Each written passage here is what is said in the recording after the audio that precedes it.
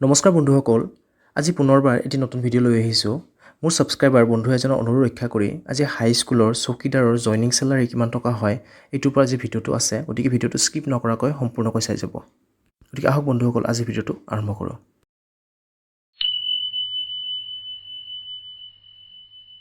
বন্ধুসকল আপোনালোকে জয়েন কৰাৰ পিছত আপোনালোকৰ চেলাৰি স্লিপখন প্ৰায় এনেকুৱা ধৰণৰ হ'ব মই ডেমো দেখাবলৈ আপোনালোকক বুজাই দিছোঁ ইয়াতে আপোনালোকৰ নেম থাকিব আৰু যোনখন স্কুলত আপোনালোকৰ এপইণ্টমেণ্ট হ'ব সেই স্কুলখনৰ নাম থাকিব আৰু আপোনাৰ পোষ্টৰ ডিটেইলছ আৰু পিএফ নম্বৰ এইবোৰ থাকিব আৰু ইয়াতে দেখিছে আপোনালোকৰ ইয়াতে প্ৰথম আপোনালোকৰ পে বেন হ'ব 12000 টকা জয়েনিং কৰাৰ সময়ত আৰু আপোনালোকৰ জিপি হ'ব 3900 টকা আৰু হেনেকৈ আপোনালোকৰ বেসিক হ'ব যোনটো আপোনাৰ পে বেন আৰু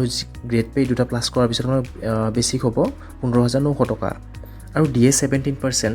আপোনাৰ বেসিকৰ ওপৰত 17% হ'ব 2703 টকা আৰু এইচআৰএ 7% বেসিকৰ ওপৰত 1113 টকা আৰু মেডিকেল এলাউন্স 600 টকা লাভ কৰিব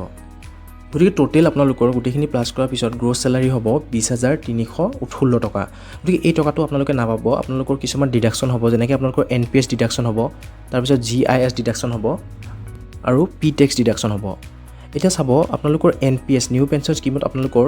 10% ডিডাকশন হ'ব এই টকাটো আপোনালোকৰ বেসিক আৰু ডিএ এই দুটা প্লাস কৰাৰ পিছত আপোনালোকৰ এই টকাটোৰ পৰা 10% ডিডাকশন হ'ব 1860 টকা আৰু জিআইএছ যোনটো আমাৰ গ্ৰুপ ইনস্যুৰেন্স